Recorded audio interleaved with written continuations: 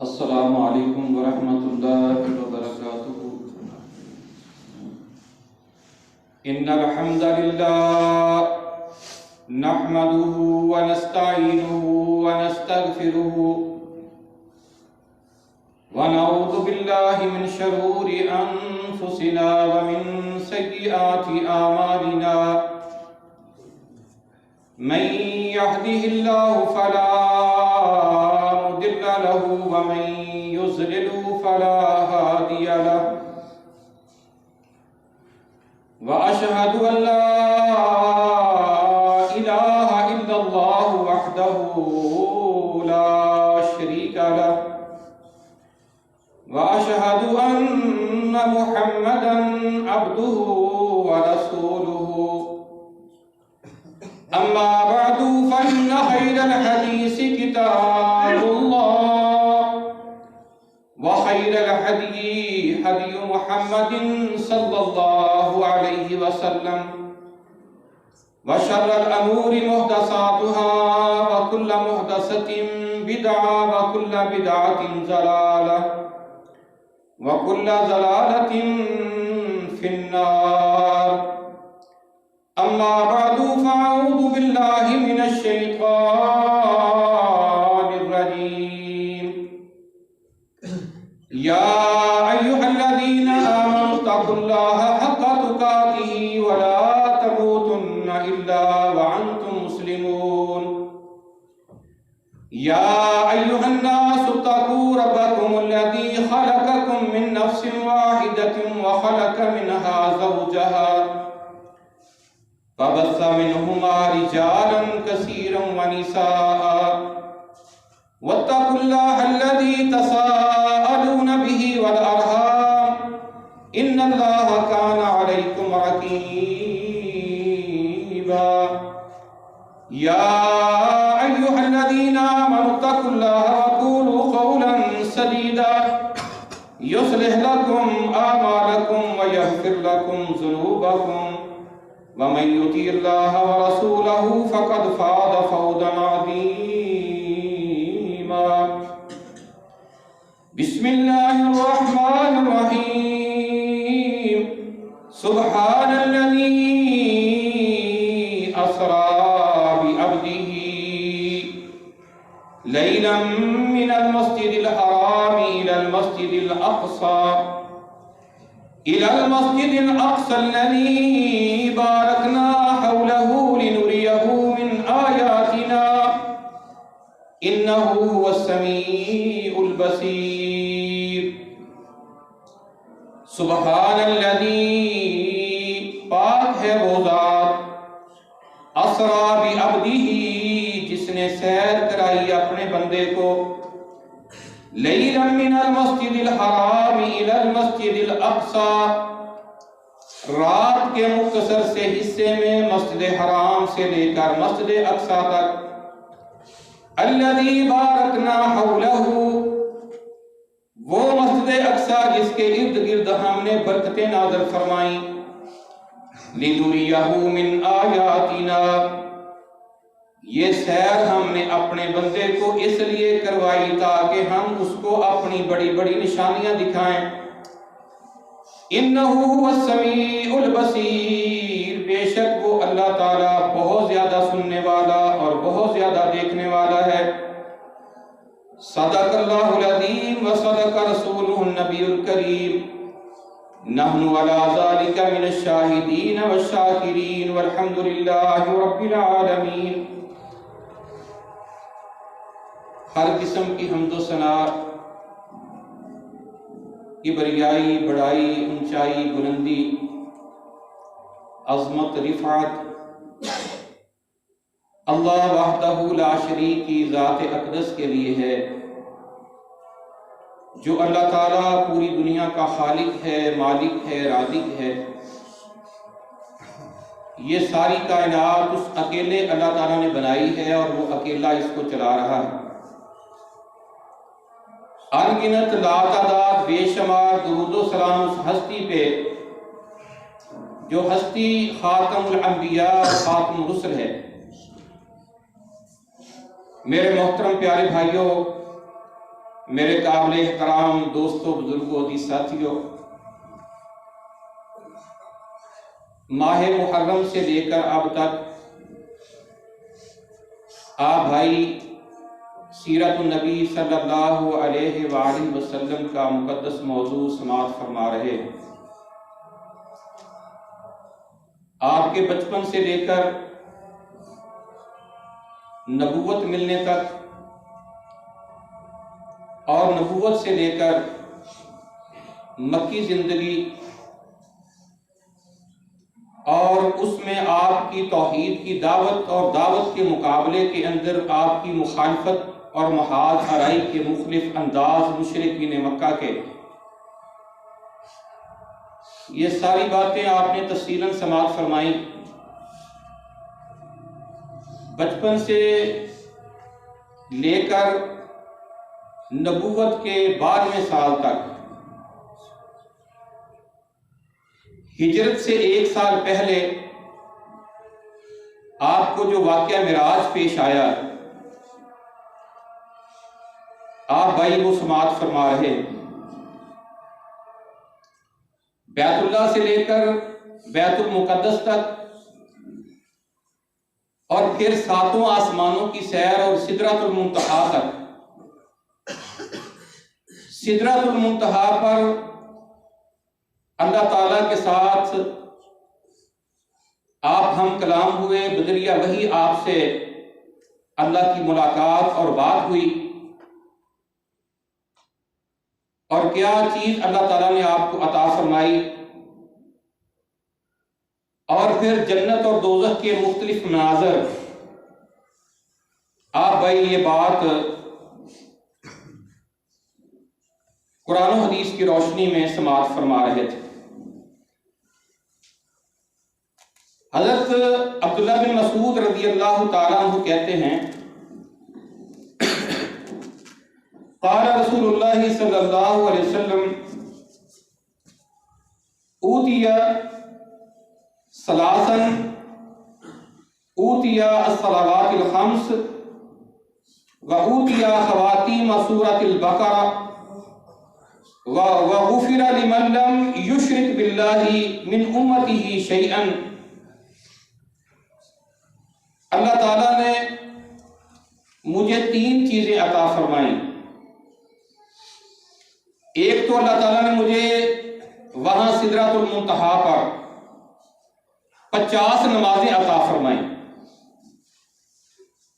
جو پچھلے خطبے میں آپ نے حدیث سماعت فرمائی تھی کہ آپ جب واپس آئے تو موسیٰ علیہ السلام سے ملاقات ہوئی اور انہوں نے کہا کہ آپ نے اللہ سے اس میں تخفیف کروا لیں۔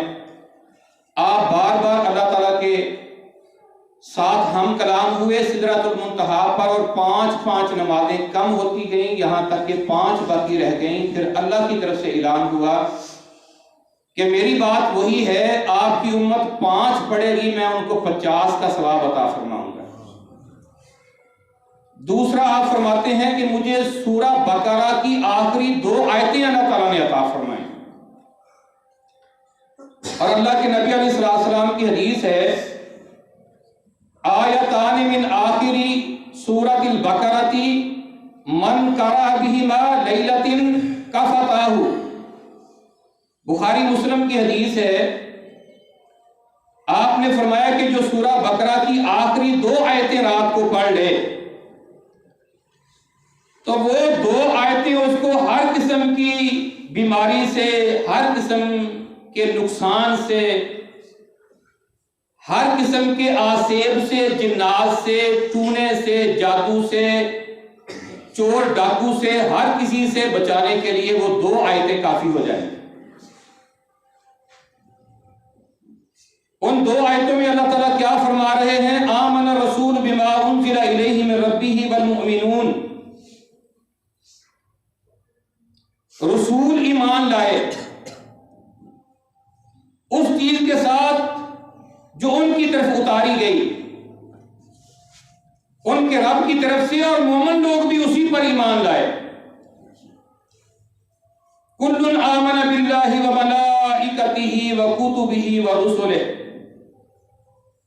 تمام کے تمام اللہ پر ایمان لائے، اللہ کے فرشتوں پر ایمان لائے، اللہ کی کتابوں پر ایمان لائے، اللہ کے رسولوں پر ایمان لائے۔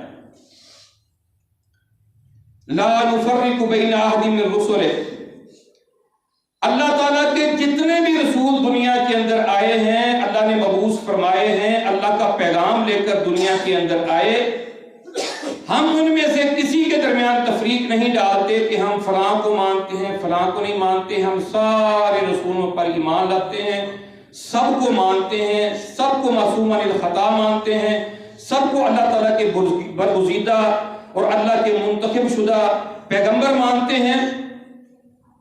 وَقَالُوا سَمِعْنَا وَأَطَعْنَا، اور انہوں نے کہا ہم نے سن لیا اور ہم نے مان لیا۔ اللہ کے رسولوں کی بھی یہی بات ہے اور اللہ کے رسولوں پر ایمان لانے والوں کی بھی یہی بات ہے۔ جب اللہ اور اس کے رسول کی بات سامنے آ جائے تو سر تسلیم خم ہے، سن لیا جی اور مان لیا جی۔ غفرانک ربنا وإلیک المصیر، یا اللہ تو ہمیں معاف کر دے، لوٹ کر تیری طرف ہی آنا ہے۔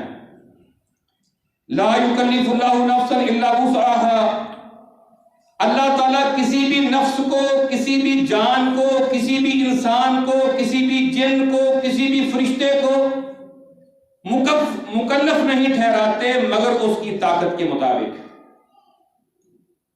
لہا ما کسبت وعلیہا ما اکتسبت، جو شخص جو نیکی کمائے گا اس کی نیکی کا بھلا اس کے لیے ہوگا، اور جو کوئی شخص کوئی برائی کمائے گا برائی کا وبال بھی اسی پر ہوگا۔ ربنا لا تؤاخذنا ان نسینا او اخطانا، اے ہمارے پروردگار اگر ہم بھول جائیں اور بھول کر ہم سے کوئی غلطی ہو جائے تو یا اللہ ہماری پکڑ نہ کرنا۔ ربنا ولا تحمل علینا اسرا، اے ہمارے پروردگار ہم پر ایسا بوجھ نہ ڈالنا کما حملتہ علی الذین من قبلنا، جس طرح ہم سے پہلے لوگوں پر یا اللہ تو نے بوجھ ڈالا، ہم وہ برداشت نہیں کر سکتے۔ میرے بھائیو، اللہ تعالیٰ نے ہم پر بہت زیادہ احسان فرمائے، ساری زمین کو ہمارے لیے مسجد بنا دیا۔ پہلی امتوں کے اوپر فرض تھا کہ وہ صرف اپنے عبادت خانے میں ہی عبادت کر سکتے تھے، باہر نہیں۔ پہلی ساری امتوں کے اوپر مال غنیمت حرام تھا، اللہ تعالیٰ نے ہمارے لیے حلال قرار دے دی۔ پہلے لوگوں کے لیے یہ حکم تھا اگر کوئی گندگی کسی کپڑے کو لگ جاتی کپڑا کاٹنا پڑتا، جسم کو لگ جاتی جسم کے اوپر آگ میں لوہا تپا کر داغ دینا پڑتا۔ ہم دھو لیتے ہیں تو کپڑا بھی صاف اور جسم بھی صاف۔ اللہ اکبر کبیرہ۔ ربنا ولا تحملنا ما لا طاقت لنا به، یا اللہ جو ہم میں طاقت نہیں ہے وہ ہم سے نہ اٹھوانا۔ واعف عنا، یا اللہ ہم سے درگزری فرمانا۔ واغفر لنا، یا اللہ ہمیں معاف کر دینا۔ وارحمنا، یا اللہ ہم پر رحم فرمانا۔ انت مولانا، یا اللہ تو ہی ہمارا کارساز ہے۔ فانصرنا علی القوم الکافرین، کافروں کی قوم کے مقابلے میں یا اللہ تو ہماری مدد کرنا۔ کتنی پیاری دعا ہے۔ اللہ کے سونے پیغمبر فرماتے ہیں یہ دو آیتیں اللہ تعالیٰ نے معراج کے موقع پر سدرۃ المنتہا کے اوپر اللہ نے مجھے یہ دو آیتیں انعام فرمائی میری امت کے لیے، اور کہا جب تم میں سے کوئی رات کو یہ دو آیتیں پڑھ لے گا، یہ دو آیتیں ہر قسم کے نقصان تکلیف سے اس کو بچانے کے لیے دو آیتیں کافی ہو جائیں۔ تو میرے بھائیوں اس لیے اپنا معمول بنانا ہے، یہ رات کو دو آیتیں پڑھ کر سویا کرنا ہے۔ یاد کرنے کی بھائی کوشش کریں، نہیں تو اوپر دیکھ کے پڑھ لیا کریں۔ اور فرمایا کہ تیسری چیز اللہ نے مجھے یہ عطا فرمائی، فرمایا کہ من ہم بحسنۃ فلم یعملها کتبت له حسنۃ، آپ کے امتی میں سے کوئی امتی اگر کوئی نیکی کرنے کا ارادہ کر لے، ارادہ کرے، اپنی دل میں نیت کرے، تو اس کے نیت کرنے سے میں اس کی نیکی اس کے نامہ اعمال میں نوٹ کر دوں، اور اگر میں اس کو توفیق دے دوں فَإِنْ عَمِلَهَا، اگر وہ اس کے مطابق عمل کر لے تو 10 گنا سے لے کر 700 گنا تک اس کو اجر عطا فرماؤں گا۔ واللہ یضاعف لمن یشاء، جس کے لیے چاہوں گا اس سے بھی زیادہ عطا کر دوں۔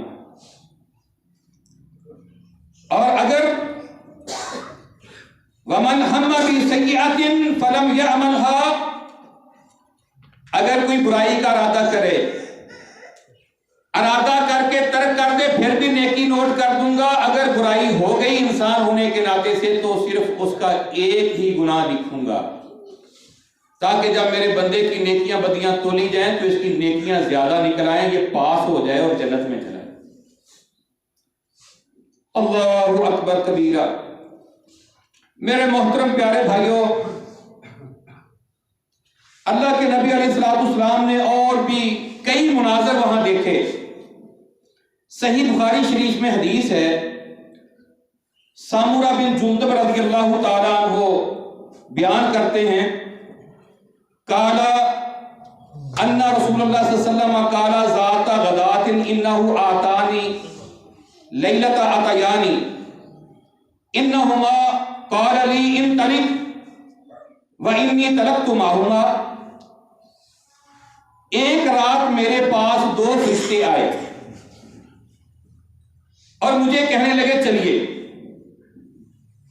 میں ان کے ساتھ چل پڑا، میں ان کے ساتھ جا رہا ہوں، کیا دیکھتا ہوں کہ ایک آدمی ہے، اس کو لٹایا ہوا ہے، اور دوسرا بندہ جو ہے اس کے ہاتھ میں ایک پتھر ہے، وہ پتھر اس کے سر کے اوپر مارتا ہے، اس کا سر کچل دیتا ہے، پھس جاتا ہوگا سر، وہ پتھر لڑکھڑا کر دور جاتا ہے تو وہ پتھر پکڑنے کے لیے جاتا ہے، جب واپس آتا ہے تو اتنی دیر میں اس کا سر ٹھیک ہو چکا ہوتا ہے، وہ پھر مارتا ہے۔ اسی طرح ہو رہا ہے۔ میں نے ان سے پوچھا بھئی یہ کون ہے، یہ اس کو اتنی سخت سزا جس کو ہو رہی ہے، سبحان اللہ، یہ کون ہے؟ وہ مجھے کہنے لگے انطلق، آگے چلیے۔ میں ان کے ساتھ آگے چل پڑا۔ آگے کیا دیکھتا ہوں کہ ایک بندہ ہے اور اس کے ساتھ دوسرا شخص جو ہے اس نے ایک لوہے کا کنڈا پکڑا ہوا ہے، انکڑا لوہے کا، اس کی آنکھ میں داخل کرتا ہے، چیر کر پیچھے گدی تک لے جاتا ہے، پھر اس کے ناک کی ایک ناس میں داخل کرتا ہے، چیر کر پیچھے گدی تک لے جاتا ہے، پھر اس کے منہ میں داخل کرتا ہے اور چیر کر پیچھے گدی تک لے جاتا ہے، خون کے فوارے نکل رہے ہیں، وہ چیخ اور چلا رہا ہے، دوسری سائڈ پر آ کر اسی طرح کرتا ہے تو پہلی سائڈ ٹھیک ہو جاتی ہے، اس سائڈ کی تینوں جگہوں کو یہ چیرتا ہے، پھر دوسری طرف آ جاتا ہے تو یہ سائڈ ٹھیک ہو جاتی ہے، اسی طرح اس کے ساتھ ہو رہا ہے۔ میں نے ان سے پوچھا بھئی سبحان اللہ یہ کیا ہے؟ وہ مجھے کہنے لگے انطلق، آگے چلیے۔ میں ان کے ساتھ آگے چلا گیا۔ آگے میں کیا دیکھتا ہوں کہ ایک تندور ہے، تو اس تندور کے اندر بڑا شور ہے۔ میں آگے جا کر کیا دیکھتا ہوں کہ ننگے مرد اور ننگے عورتیں اس کے اندر جل رہے ہیں۔ جب وہ شعلے اوپر آتے ہیں آگ کے تو وہ اوپر آتے ہیں، جس طرح باہر نکلنے لگے، پھر شعلہ ہلکا ہوتا ہے تو پھر اندر چلے جاتے ہیں۔ میں نے کہا سبحان اللہ یہ کیا ہے؟ تو مجھے کہنے لگے انطلق، آگے چلیے۔ میں ان کے ساتھ آگے چلا جاتا ہوں۔ آگے چلا جاتا ہوں تو کیا دیکھتا ہوں، ایک نہر ہے، اور نہر ہے خون کی، خون کی نہر ہے، اس کے اندر ایک بندہ گوتے کھا رہا ہے خون میں، وہ باہر نکلنے کی کوشش کرتا ہے تو باہر ایک بندہ بہت سارے پتھر لے کر کھڑا ہے، وہ پتھر اس کے منہ پہ مارتا ہے، وہ پھر اسی نہر میں چلا جاتا ہے، پھر گوتے کھاتا کھاتا باہر نکلنے لگتا ہے، پھر وہ پتھر منہ پہ مارتا ہے، پھر وہ چلا جاتا ہے۔ میں نے کہا سبحان اللہ یہ کیا ہے؟ مجھے وہ کہنے لگے انطلق، آگے چلیے۔ میں آگے چلا گیا۔ ایک بندہ میں نے دیکھا بڑا ہی بدصورت ہے اور بڑی ڈراؤنی شکل والا ہے، آگ جلا رہا ہے، بس آگ جلا رہا ہے اور آگ کے ارد گرد گھوم رہا ہے، پھر آگ جلا رہا ہے اور گرد گھوم رہا. میں نے پوچھا سبحان اللہ یہ کیا ہے, کون ہے یہ؟ مجھے انہوں نے کہا جی انطلق آگے چلیے. میں آگے چلا گیا. آگے دیکھتا ہوں کہ ایک بڑا ہی خوبصورت باغ ہے, اس میں بڑے پھول ہیں. ایک بڑا لمبا اور خوبصورت شخص وہاں کھڑا ہے اور اس کے ارد گرد بہت سارے بڑے پیارے اور خوبصورت بچے ہیں. میں نے کہا سبحان اللہ یہ کون ہے, یہ بچے کیسے ہیں؟ مجھے انہوں نے کہا کہ انطلق آگے چلیے. میں ان کے ساتھ آگے چلا گیا. آگے میں جاتا ہوں تو ایک درخت ہے, وہ مجھے پکڑ کر اس درخت کے اوپر چڑھاتے ہیں. اس کے اندر دروازہ ہے, دروازے سے ہم آگے جاتے ہیں تو وہاں میں کچھ لوگوں کو دیکھتا ہوں جن کی ایک سائیڈ تو ٹھیک ہے لیکن ایک سائیڈ جو ہے وہ خراب ہے. پھر میں کہتا ہوں سبحان اللہ یہ کون لوگ ہیں؟ تو میں ان سے کہتا ہوں کہ مجھے بتاؤ ان کے بارے میں, یہ جو میں نے مناظر دیکھے ہیں ان کے بارے میں مجھے بتاؤ یہ کیا ہے مناظر. اب وہ مجھے بتانا شروع کرتے ہیں.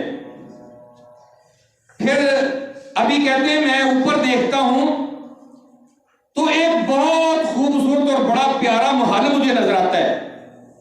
محل نظر آتا ہے سفید رنگ کا. تو میں پوچھتا ہوں کہ یہ سفید رنگ کا پیارا سا محل یہ کیا ہے؟ تو مجھے انہوں نے کہا کہ یہ آپ کا مقام محمود ہے, آپ کا مقام ہے, ابھی نہیں. میں کہتا ہوں میں اس میں داخل ہوں, وہ کہتے ہیں ابھی نہیں, وقت آئے گا آپ کو یہ مقام اللہ تعالیٰ عطا فرمائے. پھر وہ مجھے بتانا شروع کرتے ہیں.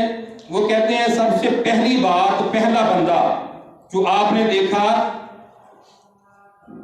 کہ جس کا سر پتھر سے کچلا جا رہا تھا,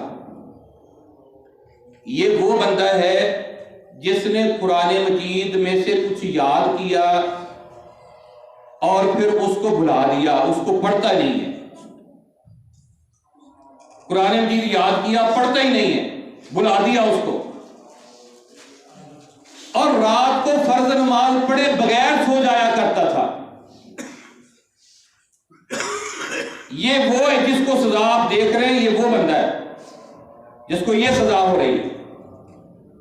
میرے بھائیوں, اللہ کے نبی صلی اللہ علیہ وسلم کی حدیث ہے کہ جس کے سینے میں اللہ کے قرآن میں سے کچھ بھی نہیں نا, کچھ بھی یاد نہیں اسے, یہ کھنڈر ہے, کھنڈرات, ویران, جنگل, بیابان, اس طرح اس کا دل ہے. اور فرمایا کہ جو قرآن مجید میں سے کچھ یاد کرتا ہے پھر اس کو بھلا دیتا ہے, پڑھتا نہیں, یہ بھی جرم ہے. اور رات کو نماز عشاء کی پڑھے بغیر ہی سو جانا, یہ بھی جرم ہے. اور اس کی سزا اللہ کے نبی صلی اللہ علیہ وسلم نے اپنی آنکھوں سے دیکھی ہے. کیا ہو رہی ہے اس کو سزا؟ پتھر سے سر کچلا جا رہا ہے, بار بار کچلا جا رہا ہے, بس یہ سزا مسلسل ہو رہی ہے. اور دوسرا بندہ کہ جس کی آنکھ اور جس کا ناک اور جس کا منہ یہ چیرا جا رہا ہے, یہ وہ ہے جو جھوٹ بولتا تھا, اس کا جھوٹ معاشرے میں پھیل جاتا تھا. جھوٹی حدیث بنا کے بیان کر دی, جھوٹی بات کو بنا کر بیان کر دی, جھوٹی خبر شائع کر دی. ٹھیک ہے نا, اب تو بڑا آسان کام ہو گیا. فیس بک کے اوپر, واٹس ایپ کے اوپر کوئی بھی جھوٹ لکھو اور اس کو واٹس ایپ کر دو, اور کتنے لوگوں تک اور پوری دنیا تک پہنچ گیا. میرے بھائیوں احتیاط کیا کرو, یہ جو باتیں آتی رہتی ہیں اوپر نیچے حدیث لکھا ہوتا ہے, پتہ نہیں وہ حدیث ہے کہ نہیں ہے. حدیث اس کو کہتے ہیں جو اللہ کے نبی علیہ السلام کی بات ہو, اور آقا علیہ السلام نے فرمایا ایسی بات اگر کسی بندے نے میری طرف منسوب کرتی جو میں نے نہیں کہی, اور اس نے کہا یہ حدیث ہے, یہ اللہ کے نبی صلی اللہ علیہ وسلم کی بات ہے, وہ اپنا ٹھکانہ دوزخ میں بنا دیتا ہے. اس لیے کوئی میرا بھائی کسی بات کو تحقیق کیے بغیر آگے نہ سینڈ کیا کرے, اور کبھی کوئی اپنی طرف سے جھوٹ نہ بولا کرے. فرمایا یہ جس کی باچھیں اور جس کی ناسیں اور جس کی آنکھیں چیری جا رہی ہیں، یہ وہ بندہ ہے جو جھوٹ بولتا تھا اور جھوٹ اس کا معاشرے میں پھیل جاتا تھا۔ اور فرمایا تیسرا بندہ جو آپ نے دیکھا، جو لوگ ایک تندور کے اندر جل رہے تھے اور آگ کے چھولوں کے ساتھ باہر آنے لگتے تھے اور پھر نیچے چلے جاتے تھے، یہ بدکار، بے حیا، عریانی، فحاشی، بدماشی، بے پردگی، بے غیرتی کرنے والے مرد عورتیں، اپنے جسم بیچنے والے، دوسروں کی عزتوں پہ ڈاکے ڈالنے والے، یہ وہ تھے جو آگ کے تندور کے اندر جل رہے آپ نے دیکھے۔ اور فرمایا کہ چوتھا جو آپ نے ایک بندہ خون کی نہر میں گوتے کھاتے ہوئے دیکھا، کہا یہ سود خور تھا، سود خور، سود کھانے والا، سود کھلانے والا، سود لینے والا، سود دینے والا، سود کی گواہی دینے والا، سود کو تحریر کرنے والا، سارے کے سارے برابر کے گناہ میں شریک ہیں اور سود کے 70 سے زیادہ گناہ ہیں، اور سب سے ہلکا یہ ہے کہ بندہ اپنی سکی ماں سے منہ کالا کر لے، اتنا بڑا گناہ ہے سود۔ تو میرے بھائیوں، کوئی میرا بھائی بینک میں سیونگ اور فکس اکاؤنٹ میں پیسے جمع نہ کروائے، کوئی اپنا بیمہ نہ کروائے، کوئی یہ بانڈز، یہ نمبر، یہ ساری چیزیں، یہ ساری سود کی شکلیں ہیں۔ تو ان ساری شکلوں سے بچنا ہے۔ ان کافروں کا پروگرام ہے کسی نہ کسی طریقے سے ان کے اندر جو ہے حرام پہنچا دو۔ جب ان کے اندر حرام پہنچ جائے گا تو پھر نہ ان کی عبادت قبول ہوگی اور نہ ان کی دعائیں قبول ہوگی۔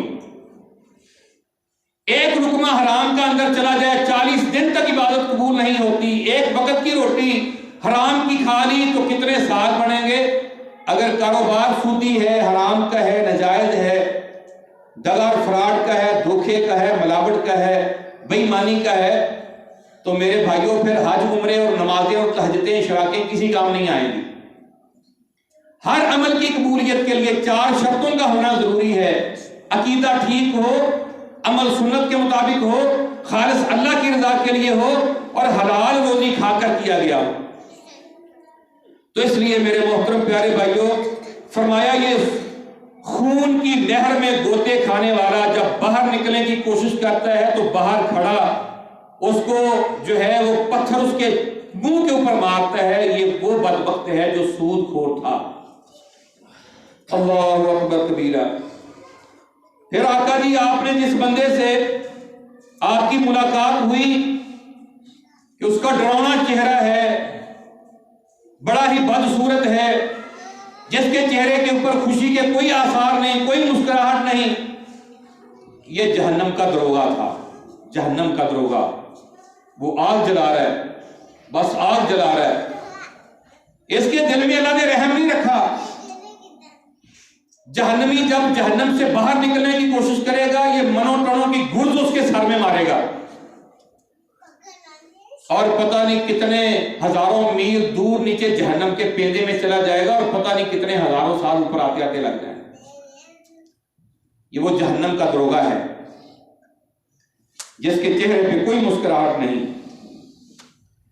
اور اس کے بعد فرمایا کہ جو آپ نے دیکھا کہ خوبصورت ایک لمبا قد آور خوبصورت شخص، اور اس کے بعد چھوٹے چھوٹے خوبصورت بچے، یہ خوبصورت نوجوان جو آپ نے دیکھا یہ ابراہیم علیہ السلام ہیں، اور جو چھوٹے چھوٹے بچے خوبصورت دیکھے یہ کافروں کے وہ بچے ہیں کہ جو بلوغت سے پہلے فوت ہو گئے۔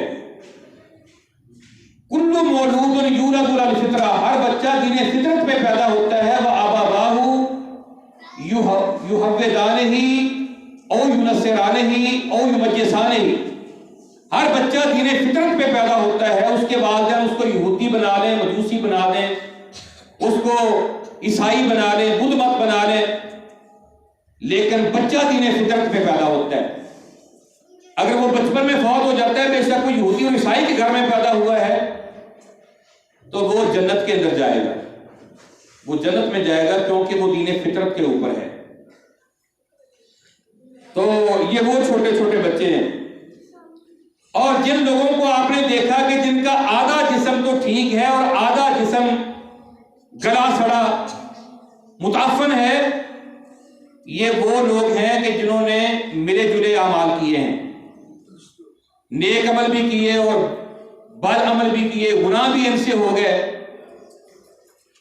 تو اللہ تعالیٰ ان کے اوپر اپنا کرم فرمائیں گے، ان کو نہر حیات میں غسل دیا جائے گا، دوسری سائڈ بھی ٹھیک ہو جائے گی اور ان کو اللہ تعالیٰ معاف کر دیں گے۔ یہ وہ مقام اعراف والے۔ اور ایک حدیث میں اللہ کے نبی صلی اللہ علیہ وسلم نے یہ بھی فرمایا ہے کہ جس کی 2 بیویاں ہوں اور وہ ان میں انصاف نہیں کرے گا، ایک سے تعلق زیادہ ہے، اس کو چیزیں زیادہ دے رہا ہے، اس کے ایک کے ساتھ زیادہ تعلق ہے، دوسرے کو کی طرف توجہ نہیں کرتا، یہ بھی اللہ کے ہاں جب پیش ہوگا تو اس کی بھی ایک سائڈ ٹھیک ہوگی اور ایک سائڈ گلی سڑی ہوگی۔ تو میرے بھائیو، اس لیے اللہ تعالیٰ نے فرمایا کہ تمہیں اجازت ہے مثنی و ثلاث و رباع، 2 سے تم شادی کر سکتے ہو، 3 سے کر سکتے ہو، 4 سے کر سکتے ہو۔ اگر تمہیں خطرہ ہے کہ تم انصاف نہیں کر پاؤ گے فواحدۃ، پھر ایک ہی کافی ہے، ایک ہی کافی ہے۔ ہمارا معاشرہ یہاں جو ہے یہ دوسرے کو قبول ہی نہیں کرتا الا ماشاء اللہ۔ تو اس لیے یہ ہمارے معاشرے کے اندر یہ پہلے ہی کنفرم ہے کہ یہ فتنہ کھڑا ہوگا، انصاف مجھ سے نہیں ہو سکے گا۔ اللہ کی طرف سے اجازت ہے، اگر کسی بندے کے پاس اللہ نے طاقت اور انصاف کرنے کی اور جرت رکھی ہے تو اجازت ہے، لیکن اگر نہ کر پایا تو اس کی سزا بھی بڑی سخت ہے۔ تو میرے بھائیوں، فرمایا کہ یہ ملے جلے اعمال کرنے والے لوگ ہیں، اور وہ سفید محل اس کے بارے میں تو آپ کو بیان کر دیا کہ یہ مقام محمود ہے۔ اللہ کے نبی صلی اللہ علیہ وسلم کی حدیث ہے کہ جب تم اذان سنو تو قولوا مثل ما یقول، اذا اذن مؤذن قولوا مثل ما یقول، جب مؤذن اذان کہے کہ تم بھی پیچھے پیچھے ویسے کلمے کہو جیسے وہ کہتا ہے۔ حی علی الصلاۃ، حی علی الفلاح کی جگہ پر لا حول ولا قوۃ الا باللہ کہو۔ اذان جب مکمل ہو جائے پھر تم دعا پڑھو، اللہم ھذہ الدعوۃ التامہ والصلاۃ القائمہ آت محمدا الوسیلۃ والفضیلہ وابعثہ مقاما محمودا الذی وعدتہ۔ یا اللہ ہمارے پیارے حبیب علیہ السلام کو وہ مقام محمود عطا فرما جس کا یا اللہ تو نے ان سے وعدہ کیا ہے، اور پھر میرے اوپر درود پڑھو۔ یہ ترتیب ہے میرے بھائیوں، یہ بات آپ اچھی طرح سے سمجھ لیں۔ اللہ تعالیٰ نے اس دین کو خود بنایا ہے، دین کے جتنے اعمال ہیں وہ فرض ہیں یا نفل ہیں، اللہ تعالیٰ نے خود ان کو بنایا، خود ان کی ترتیب اللہ نے سیٹ کی، اور خود اللہ تعالیٰ نے بڑے اہتمام کے ساتھ بذریعہ وحی جبرائیل علیہ السلام امام الملائکہ کے ذریعے پورے فرشتوں کی سیکورٹی میں اللہ تعالیٰ نے اپنے پیغمبر علیہ السلام کے پاس اتارا، اور اپنے پیغمبر کے دل کے اندر اس کو محفوظ کر دیا، اور وہی دین اور وہی اعمال اسی ترتیب کے ساتھ اللہ کے نبی علیہ السلام نے اپنی امت کے سامنے پیش کیے اور ان کو اپنی زندگی میں محفوظ کروا دیا، اور اللہ تعالیٰ نے ان کی حفاظت کا ذمہ قیامت تک کے لیے اٹھا لیا۔ اس کے اندر کسی کو ایک حرف کی بھی کمی بیشی کرنے کی، اونچ نیچ کرنے کی، آگا پیچھا کرنے کی اجازت نہیں ہے۔ کسی انسان کو، کسی امتی کو اجازت کیسے ہو سکتی ہے؟ اللہ کے نبی علیہ السلام کو اجازت نہیں ہے۔ اللہ تعالیٰ خود فرماتے وما ينطق عن الهوى ان هو الا وحی یوحى، میرا پیغمبر اپنی طرف سے تمہیں نہیں کہتا جب تک کہ میں وحی نہ اتار دوں، جو میں وحی اتارتا ہوں وہ تمہیں کہتا ہے۔ جس عمل کے لیے کہتے ہیں وہ عمل میرا بتایا ہوا ہے۔ ومن یطیع الرسول فقد اطاع اللہ، جس نے رسول کی اطاعت کی حقیقت میں اس نے اللہ کی اطاعت کی، کیونکہ رسول کی بات اپنی بات نہیں، وہ اللہ کی بات ہے۔ رسول کو بھی اجازت نہیں ہے کہ دین کے معاملے میں ایک حرف بھی اپنی طرف سے داخل کرے۔ مجھے مولوی کو کیسے اجازت ہو گئی؟ اس لیے میرے محترم پیارے بھائیوں، وہی ترتیب ہوگی، وہی اذان یہ نماز ہم تکبیر تحریمہ سے شروع کرتے ہیں، قیام ہے، رکوع ہے، قومہ ہے، سجدہ ہے، تشہد ہے، ترتیب ہے۔ اگر کوئی بندہ کہے چلو میں پہلے سجدہ کر لیتا ہوں، پھر تشہد میں بیٹھ جاتا ہوں، پھر قیام کر لوں گا، نماز ہو جائے گی؟ نہیں ہوگی۔ بھی اس نے کوئی غلط کام تو نہیں کیا، سجدہ کیا اللہ کے سامنے کیا، قیام اللہ کے سامنے کیا۔ سجدے کے اندر سورۃ فاتحہ پڑھ لے اور رکوع کے اندر قرآن شریف پڑھ لے، قیام کے اندر تسبیحات کر لے، نماز ہو جائے گی؟ نہیں ہوگی۔ اس لیے نہیں ہوگی کہ ترتیب وہ نہیں اختیار کی جو ترتیب اللہ کے نبی صلی اللہ علیہ وسلم نے بیان فرمائی ہے۔ پڑھا قرآن ہے، پڑھی سورۃ فاتحہ ہے، پڑھا قرآن شریف ہے، پڑھی تکبیرات ہیں، لیکن وہاں نہیں پڑھا، یہاں اللہ کے سونے پیغمبر نے پڑھنے کا حکم دیا ہے۔ اسی طرح ترتیب یہ ہے، اذان اللہ اکبر سے شروع ہوتی ہے۔ اذان کیسے شروع ہوتی ہے؟ اللہ اکبر سے شروع ہوتی ہے اور لا الہ الا اللہ پہ جا کر مکمل ہوتی ہے۔ جو سنت ہوتی ہے یہ انٹرنیشنل ہوتی ہے، انٹرنیشنل، پوری دنیا میں آپ چلے جائیں، پوری دنیا میں اذان اللہ اکبر سے شروع ہوگی، لا الہ الا اللہ کے اوپر جا کر مکمل ہوگی۔ جو بدعت ہوتی ہے یہ علاقائی ہوتی ہے، اپنی مرضی سے۔ آپ ایک ہی گاؤں کی مسجدوں کو دیکھ لیں، ہر مسجد سے صلاۃ اپنی شروع ہو رہی ہوگی، کیونکہ یہ سنت نہیں ہے، سنت ہوتی ہے انٹرنیشنل۔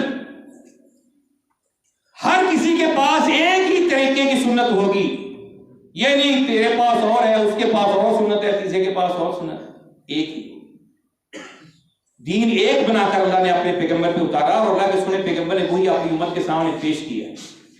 اور آج بھی قرآن و سنت کی شکل میں ہمارے پاس اللہ کی قسم وہی دین موجود ہے۔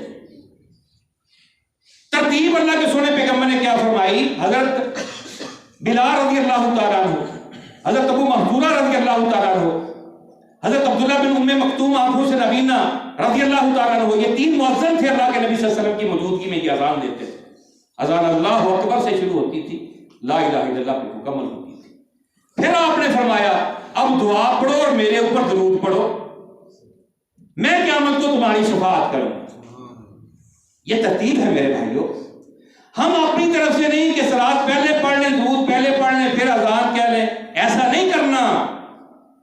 اچھا مصیبت یہ ہے کہ جو بندہ یہ کہتا ہے کہ بھائی کام سنت کے مطابق کرو، یہ درود پہلے نہیں ہے، درود اذان کے بعد میں ہے، اسے کہا جاتا ہے یہ درود کا منکر ہے۔ کوئی بات تو سمجھو یار،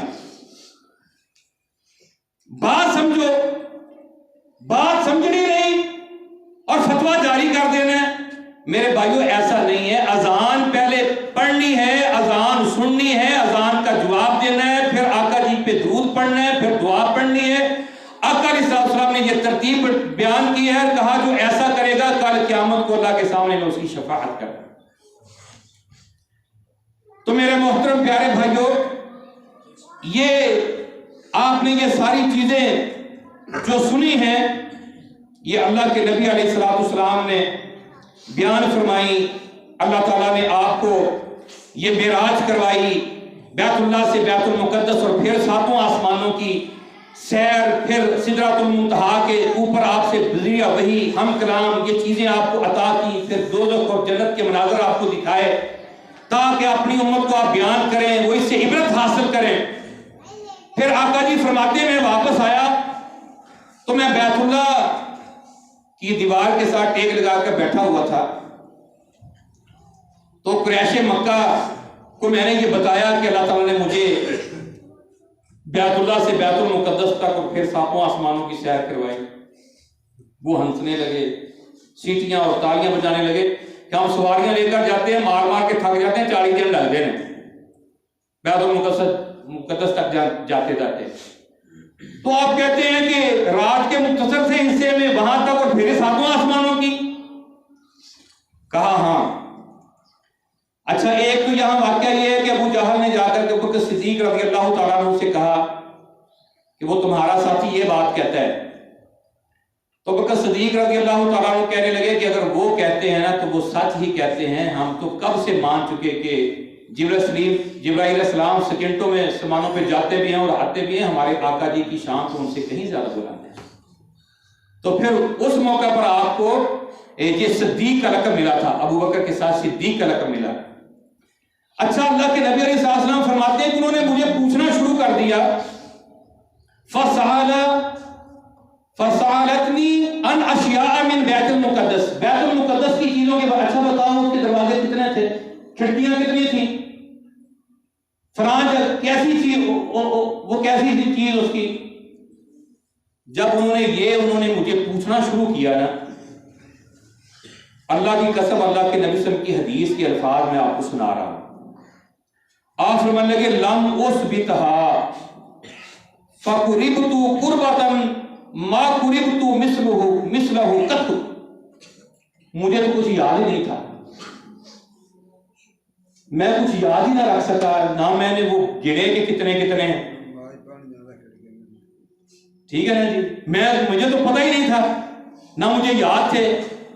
آپ کہتے ہیں میں اتنا پریشان ہوا، میں زندگی میں کبھی اتنا پریشان نہیں ہوا۔ اچھا مجھے یہ بتاؤ، یہ عقیدے کی اصلاح ہے نا اس میں، ایک تو ہر موقع پہ جو کام ہوتا ہے اللہ کے نبی صلی اللہ علیہ وسلم جبرائیل علیہ السلام سے پوچھتے ہیں یہ کیا ہے، یہ کیا ہے، یہاں سے ہمیں پتا چل رہا ہے کہ یہ آپ کوئی جان کے نہیں پوچھتے تھے، نہیں پتا تھا، ہم سوال کرتے تھے، آپ کو جبرائیل علیہ السلام بتا دیتے تھے، آگے سے یہ نہیں کہتے تھے آقا جی تو ہمیں پتا یہ کیا ہوا، ہمیں کچھ انڈے ہو، یہ نہیں کہتے تھے، بتاتے تھے آگے کہ یہ ہے معاملہ۔ تو اگر اللہ کے نبی صلی اللہ علیہ وسلم کو غیب جانتے تھے تو یہاں آپ کو پریشانی کا کوئی مقصد ہے پریشان ہونے کا؟ کیوں نہیں؟ آپ کہہ رہے ہیں اتنا میں پریشان ہوا، زندگی میں کبھی اتنی پریشانی مجھے آئی نہیں کہ یہ میں بتا نہیں سکوں گا، اور کہیں گے نعوذ باللہ کہ تو جھوٹ بول رہا ہے، ایسے کہتا ہے کہ بیت المقدس دیکھ کر آیا۔ اچھا آقا جی فرماتے میں پریشان تھا، قال فرفعته اللہ لی انظر الیہ، اللہ نے بیت المقدس میرے سامنے کر دیا، میرے سامنے کر دیا، اب جو وہ سوال کرتے میں دیکھ کر ان کو بتا رہا ہوں۔ میں ما یسألونی عن شیء الا انبأتهم به، پھر جو بھی مجھے وہ پوچھتے میں ان کو بتا رہا تھا۔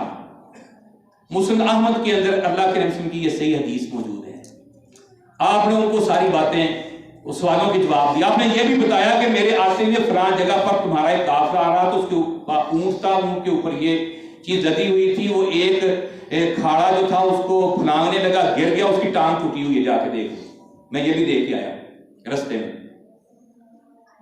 اس کے باوجود بھی ان کو اتنا بڑا معجزہ سننے اور اس کی تحقیق کے باوجود بھی، جن کو مقدر کے اندر ہدایت نہیں تھی، نہیں ہدایت آئی ان کو۔ تو میرے محترم پیارے بھائیوں، یہ سارا واقعہ اللہ کے نبی علیہ السلام نے بیان فرمایا، اس کے اندر اللہ نے ہمارے لیے بہت سارے اسباق رکھے ہیں، عبرتناک اسباق بھی ہیں، سبق آموز بھی ہیں، عقیدے کی اصلاح بھی ہے۔ تو یہ واقعہ آپ نے سارا سماعت فرمایا ہے۔ اس کے بعد پھر آپ کا ہجرت کا واقعہ شروع ہوتا ہے انشاءاللہ، وَإِن